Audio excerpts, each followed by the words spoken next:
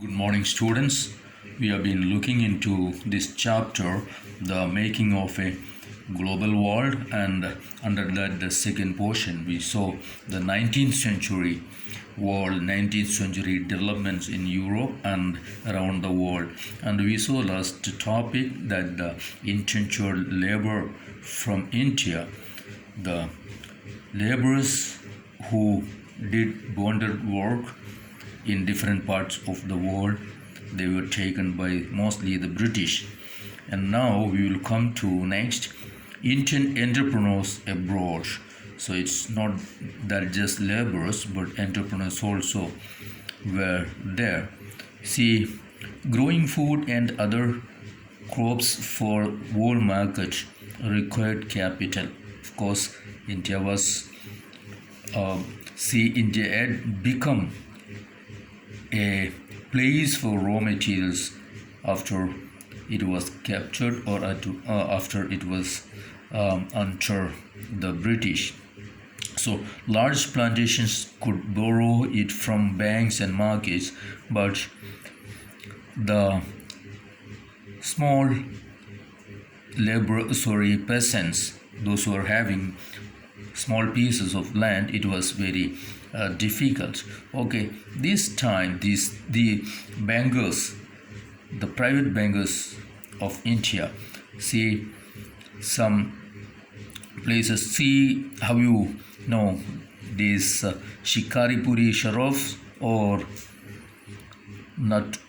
Natukotai Chettiars. These are some group of people, money lenders or bankers we call.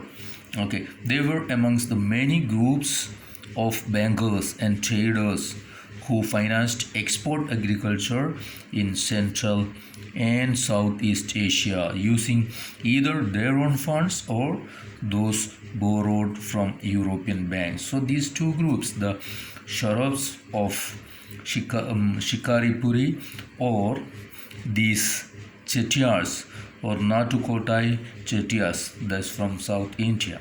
Okay, so these people were having money there. They had it from other. They borrowed and had it, and they borrowed.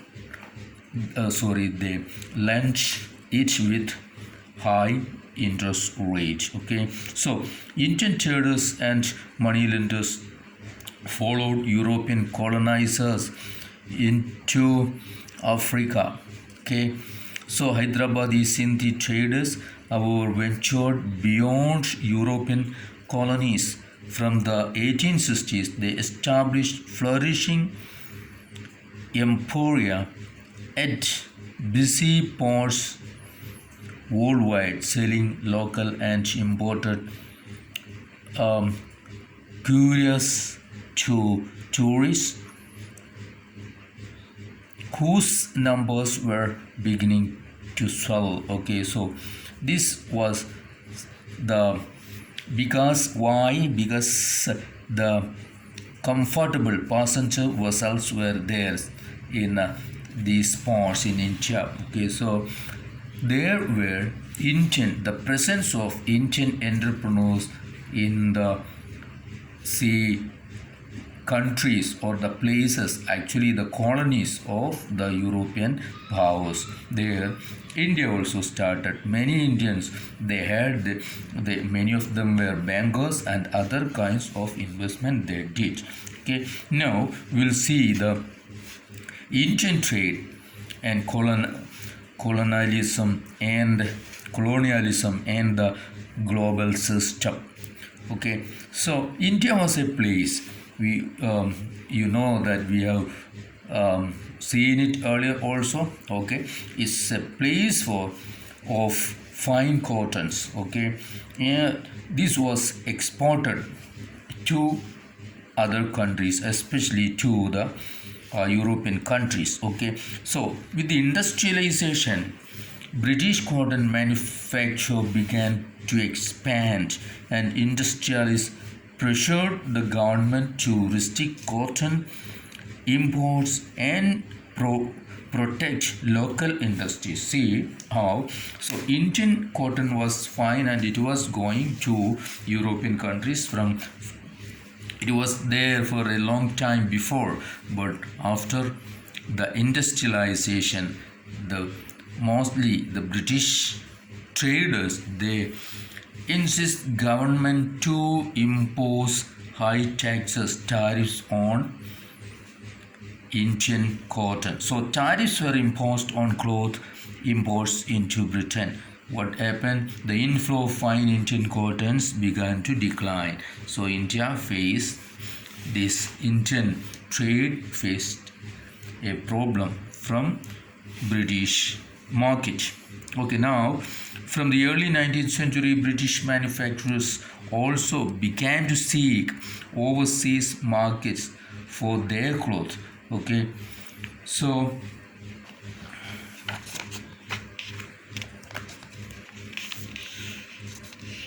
they looked for this market excluded from the British markets.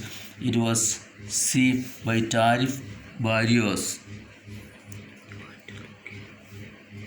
Indian textiles now faced stiff competition in other international markets as well. Okay, so Indian textile industry or trade, it faced what? The competition from European markets. Okay, so we see a steady decline of the share of cotton textiles, means Indian cotton textile, from some 30% around 1800 to 15% by 1815.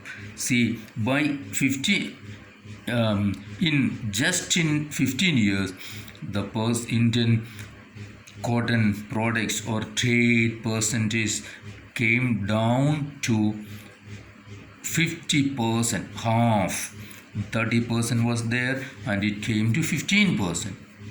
So it fell into half.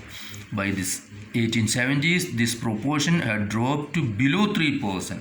So this industrialization brought this kind of decline to Indian cotton markets, textiles. Okay, so the figures again tell a dramatic story. See, while exports of manufactures declined rapidly, export of raw materials increased equally fast. Why? Because the production in India was declined, so raw materials were exported. So that means the cotton textile industry in India declined. Okay, between 1812 to 1871, the state share of raw cotton exports rose from 5% to 35%. See, export of raw cotton increased, but the export of fine cotton decreased. Okay, and indigo used for dyeing cloth was another important export for many decades. Okay, so this was some of the development in this period. Okay, opium shipments to China grew rapidly from the 1820s to become for a while India's single largest export. Now Britain grew opium in India and exported it to China. With the money earned through this sale, it financed its tea and other imports from China. So what British did, they produced opium in India and exported to China, and they got the money and they used it for other business, especially importing things from China and their tea plantation work. Okay, so over the 19th century, British manufacturers flooded the Indian market. Now, what happened? India's business or industry began to decline. Now, India has become just a market. So, the products from Britain, England started to flowing into India.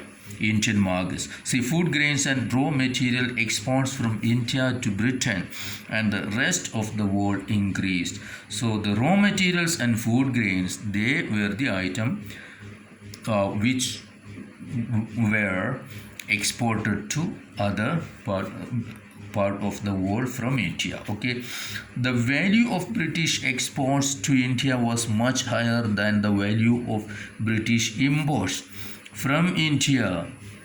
The Britain had a trade surplus with India. How? If Britain had a trade surplus, our raw materials and food grains were exported to England and the produced goods were coming to India from England.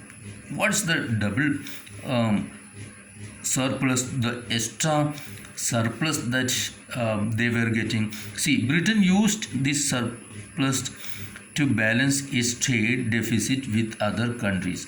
So, that is, with countries from which Britain was importing more than it was selling to. Okay, so this is how the multilateral settlement system works.